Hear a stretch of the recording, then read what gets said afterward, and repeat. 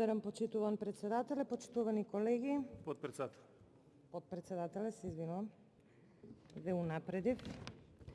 Почитувани колеги, почитувани представници на владата, на моето пратеничко прашање, само да подсетам дека во списокот кој што го доби премиерот Заев е и моето пратеничко прашање, исто до Министерката за образование и наука од месец јануари. Чекам одговор на тоа прашање, но да се вратам на одговорот на моето писмено пратеничко прашање. Одговорот е прилично долг, на 2,5 страници, и во главном содржи цитирање на членови од Законот за високо образование. Бидејќи немам доволно време, јас само ќе го цитирам последниот пасус, а тоа е во одговорот.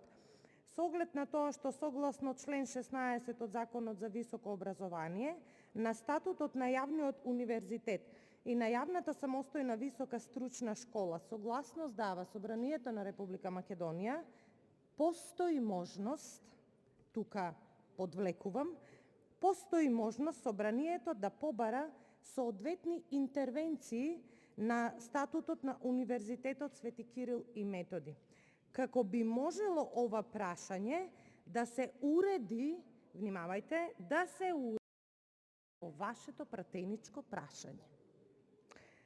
На овој начин, почитувани, многу арогантно и пакосно прејудицирате идна промена, тоест предлагате промена.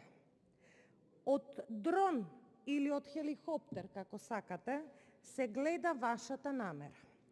Со последниот пасус, овој што го прочитав, практично го анулирате претходното цитирање на сите членови од Законот за високо образование и автономијата на универзитетот, за која не треба да ни кажувате дека постои, знаеме, и искажувате желба, тоест начин како да се промени името на катедрата, и директно, практично со ова, директно ми одговарате, потврдно во делот на моето пратеничко прашање, дали владата врши притисок за ова скандалозно тврдење за бришење на придавката македонски.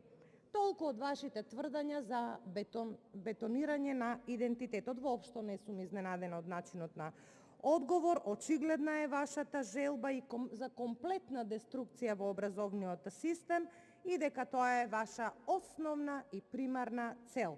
Манифестацијата на сите облици на тоталитарно владење, за жал, со уживање го правите, тоа го гледа целата македонска јавност.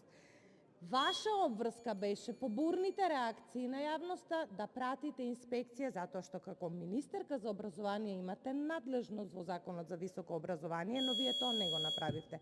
Не сум задоволна од одговорот и немам дополнителни прашања. Благодарам, пратеничката не е задоволна од одговорот, нема дополнително